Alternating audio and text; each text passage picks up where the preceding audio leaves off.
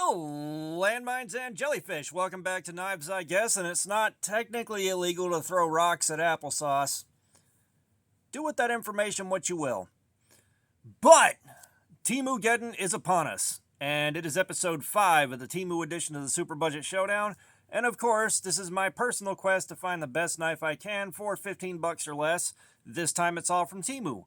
And the ground rules are it has to have a pocket clip, it's got to be tip up, it's got to have a locking mechanism, and it's got to be 15 bucks or less. And of course, that locking mechanism is for safety, and that tip up carry is to give it the best possible chance it can have of being a good knife for me. And the wife picked almost all of these out. She had fun doing it, but those 4 requirements meant it took her a lot of time to find each viable candidate. And some clones may show up. We sent back everything we could identify until we just ran out of time.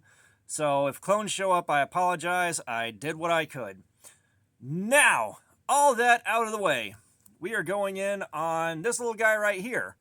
And you guys saw the preview. It came out of the box with a decent edge. Everything about it looked pretty decent. So we're going to get into this. And one of the first things that's worth noting, you got a flipper tab. You got, I think, a stainless steel frame. It's too heavy for aluminum. Pocket clip is tip up, which is the Lord's carry. And let's flick the bean.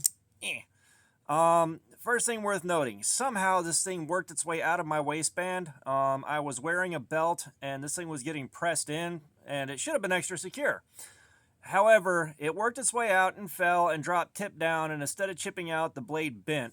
And I don't think it's going to show up too well on camera, but the tip is bent, and it was bent worse than it is now. But I pressed it down on a pallet and dragged it pretty hard, and I got the tip straightened out a lot more than it was. I don't know how it worked its way out, but it did. And by the way, I don't have any branding on this. The blade claims to be D2 steel. I think it was significantly less than $15 if memory serves. I'm not 100% on that. When you buy from Temu, you get a picture, you get a letter salad Chinese company name and a price, and that's pretty much it. And the wife has all that on her Temu account, but I don't know. But you know, with that working its way out in that drop, it caused some concerns. However, for the rest of the week, did not have another problem out of it. And this pocket clip made it, you can see where it's a fairly flat, flat-lying pocket clip, especially right here on the dingus end. So it made it a little bit of a challenge to work it into the waistband in between a belt and the waistband itself. But, you know, that I can tell it would have been decent without the belt. It would have been all right. It carried comfortably enough. It was kind of up there approaching bug out-ish territory. I didn't really feel it in the waistband very much. It didn't rub, it didn't hot spot, nothing like that. It was definitely adequate there. The first cut on cardboard was pretty good. However, the saran wrap on the pallet test, multiple layers around the center, it did all right. But the first day or two, it did pretty decent on that single layer. It cut without much resistance. However, after that, kind of like the last one, it started picking up resistance and it just got worse over the week until it was basically tearing that single layer instead of cutting it. Something else worth mentioning here is a lot of blade play this way. Let's see if I can... You can kind of see it now. A lot of blade play showed up over the course of the week. It just got looser and yet more loose. And, you know, that kind of surprised me. The build quality felt pretty decent out of the box, and I had high hopes for it. Now, Cardboard Slayer. I pushed this thing through 200 cuts, and the edge is still going pretty strong. Can't really complain too much about that. Let's see what we can do on some copy paper.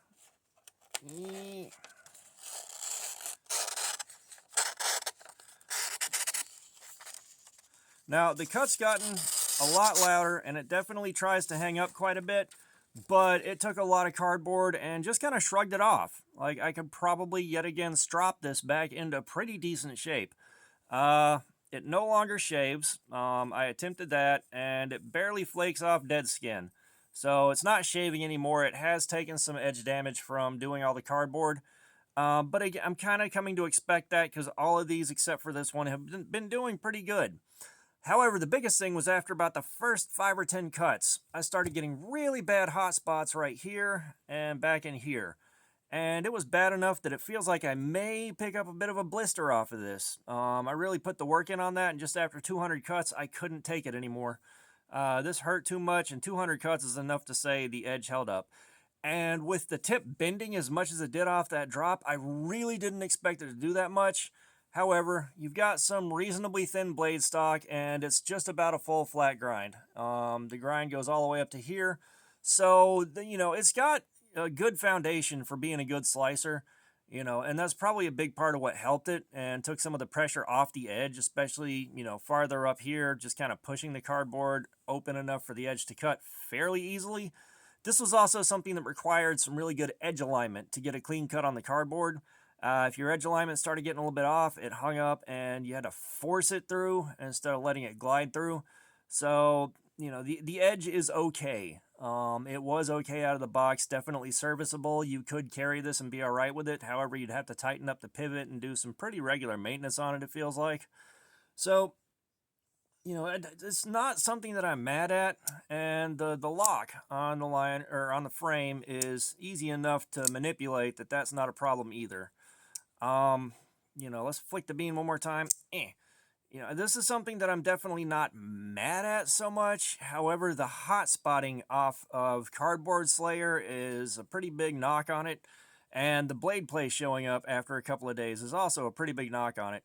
And I had higher hopes for this. I thought it was going to do a bit better and not have these problems. However, it did. So where does this place this in terms of the rest of the pack? I'm going to give this, you know what? 4th place. This thing was more annoying with this pocket clip hitting this part of my hand and just kind of chewing it up and making it raw. That was definitely a big knock on this one, but that was the only big knock on it. Everything else on it was okay enough.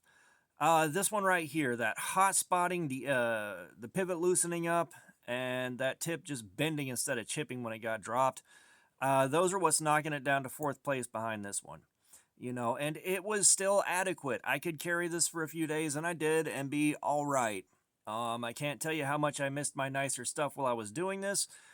And like cracking open that Proponent, cracking open that Werdig, cracking open that Spyderco, I cannot tell you the difference that it made just feeling that fit and finish and feeling how much more stuff was done right versus these things. And it makes it kind of hard to go back to carrying the Temu knife for the week, but we're only 5 weeks out of 10 in. And I'm having fun with it, don't get me wrong. But, oh my god, do I miss the nice stuff. But, and just like we said earlier, this one is still in 10th place. This thing is raw garbage. Oh god, it's so bad. 1st place just off of Cardboard Slayer and general performance. 2nd place due to familiarity of carry and performing decent. 3rd place just because the pocket clip sucked. And 4th place because really bad hot spotting, softer steel, and the pivot loosening up. And this is where the field is right now. I'm going to pick out which one I'm going to do next and come back with a preview on that. But we are eventually going to separate the cream of the crap here. So all that being said, thanks for looking at my crap. Subscribers, you guys keep showing up. Y'all are still showing up, and I am immensely grateful. It is very humbling that people are watching this and getting something out of it. Comments, I love some feedback. Let me have it, guys. And all that being said, y'all have a nice day.